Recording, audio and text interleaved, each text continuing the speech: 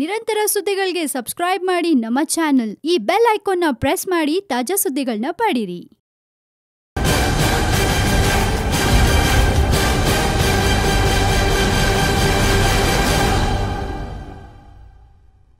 One India Kannada YouTube ಚಾನಲ್ಗೆ ಸ್ವಾಗತ. ನಾನು ಸಂದೀಪ್. ಚಾಂಪಿಯನ್ಸ್ ಟ್ರೋಫಿಯ 7ನೇ ಪಂದ್ಯ ಗ್ರೂಪ್ ಬಿ ತಂಡಗಳಾದಂಥ ಪಾಕಿಸ್ತಾನ ಮತ್ತು ಸೌತ್ ಆಫ್ರಿಕಾ ತಂಡದ ನಡುವೆ ನಡೀತು. ಈ ಒಂದು ಪಂದ್ಯದಲ್ಲಿ ಟಾಸ್ ಅನ್ನು ಗೆದ್ದಂಥ ಸೌತ್ ಆಫ್ರಿಕಾ ತಂಡ ಬ್ಯಾಟಿಂಗ್ ಅನ್ನು ಆಯ್ಕೆ ಮಾಡಿಕೊಳ್ಳುತ್ತೆ. ಈ ಮೂಲಕ ಬ್ಯಾಟಿಂಗ್ ಅನ್ನು ಆರಂಭಿಸಿದಂಥ ಸೌತ್ ಆಫ್ರಿಕಾ ತಂಡ 50 ಓವರ್ಗಳಲ್ಲಿ ಕೇವಲ 219 ರನ್ಗಳನ್ನು ಬಾರಿಸಿ 8 ವಿಕೆಟ್ ಅನ್ನು ಕಳ್ಕೊಂಡು ಒಂದು ಟಾರ್ಗೆಟ್ ಅನ್ನು ಪಾಕಿಸ್ತಾನಕ್ಕೆ ನೀಡುತ್ತೆ.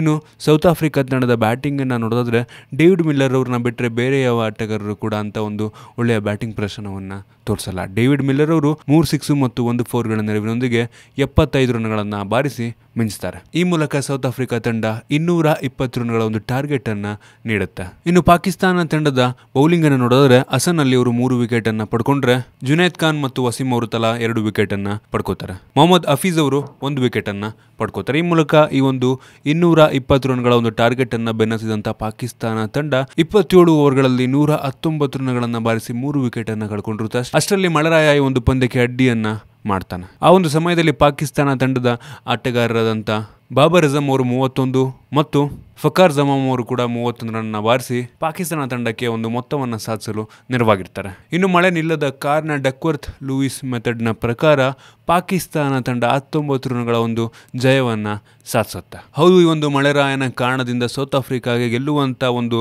ಚಾನ್ಸ್ ಮಿಸ್ ಆಯಿತು ಅಂತ ಹೇಳ್ಬೋದು. ಇನ್ನು ಸೌತ್ ಆಫ್ರಿಕಾ ತಂಡದ ಬೌಲಿಂಗ್ ಅನ್ನು ನೋಡಿದ್ರೆ ಮೋರ್ನೆ ಮಾರ್ಕಲ್ ಅವರು 3 ವಿಕೆಟ್ ಅನ್ನ ತಗೊಂಡಿದ್ದು ಬಿಟ್ಟರೆ ಬೇರೆ ಯಾವ ಬೌಲರ್ಗಳು ಕೂಡ ಅಂತ ಒಂದು ರೋಚಕ ಬೌಲಿಂಗ್ ಪ್ರದರ್ಶನವನ್ನು ತೋರಿಸಲಿಲ್ಲ. ಈ ಮೂಲಕ ಪಾಕಿಸ್ತಾನ ತಂಡಕ್ಕೆ ಜಯ ಸಿಕ್ಕಿರುವಂಥದ್ದು. ಇನ್ನು ಪಾಕಿಸ್ತಾನ ತಂಡದ ಬೌಲರ್ ಆಗಿರುವಂಥ ಹಸನ್ ಅಲಿ ಅವರು 3 ವಿಕೆಟ್ ಅನ್ನು ಪಡ್ಕೊಂಡು ಕೇವಲ 24 ರನ್ ನೀಡಿರ್ತಾರೆ. ಅವರಿಗೆ ಪಂದ್ಯ ಶ್ರೇಷ್ಠ ಪ್ರಶಸ್ತಿಯನ್ನ ನೀಡಲಾಯಿತು.